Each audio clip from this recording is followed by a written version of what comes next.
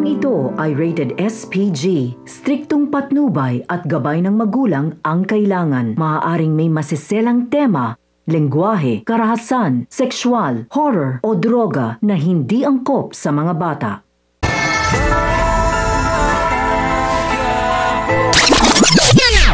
Ang mga dapat nating abangan sa FPJ's Batang Quiapo. Halos mawindang itong si David nang mabalitaan niya ang nangyari kay Tanggol.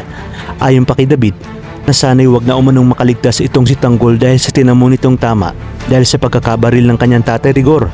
Nang sa gayon umano ay wala nang maging sagabal sa mga plano niya na angkinin ang yaman na para kay Tanggol. Samantala sa pagbalik ni David sa mansyon ng mga Montenegro ay agad na sinabi sa kanya ni Ramon na hindi na umano ito pwedeng makalabas ng mansyon at makabalik sa Quiapo at hindi na umano ito pwedeng makipagkita sa pamilya ni Rigor. Nalaking pagtataka nga ni David kung bakit ito sinabi ni Ramon. Sinabi ni Ramon na gusto niya umunong makasama ito at mas makilala pa. Dagdag pa niya na may ihanda umano siyang sorpresa para dito na buong akala nga ni David ay bibigyan siya ni Ramon ng mga bagong gamit. Ngunit iginiit ni David na hindi umano maari na hindi siya makabalik sa Quiapo dahil magtataka umano ang kanyang nanay Tess pati na din ang kanyang tatay Rigor at sigurado umunang hahanapin siya ng mga ito. Iminungkahi nga ni David na aayusin niya umano ang kanyang oras para nang sa gayon hindi na mag-alala ang kanyang tatay Rigor. Ngunit iginiit naman ni Ramon na hindi na umano kailangan pang mag-isip itong si David kung kanino siya pupunta dahil sila umano ang tunay na pamilya ni David. Nalingid nga sa kaalaman ni David na pinasasakay lamang siya ni Ramon at isa sa kanyang mga plano labang kay Rigor de Magiba.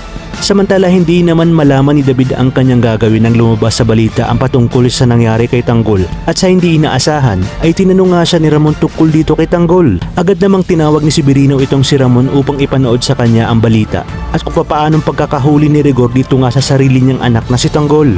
Sinabi naman ni Ramon kay David kung paanong magkapareho sila ng pangalan gayong si Rigor de Magiba din ang ama nito.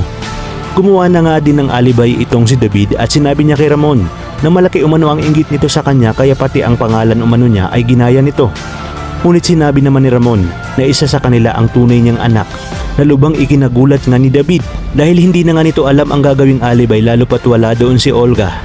Dito nga ay sinabi ni Ramon na talagang hindi na ito makakalabas ng mansyon dahil kailangan niya ngang alamin kung nagsasabi ito ng totoo. At sa oras umanong malaman niya at tinatarantado siya ni na Olga at David ay hindi niya ito tatantanan hanggang sa magmakaaw na lang si David na patayin siya.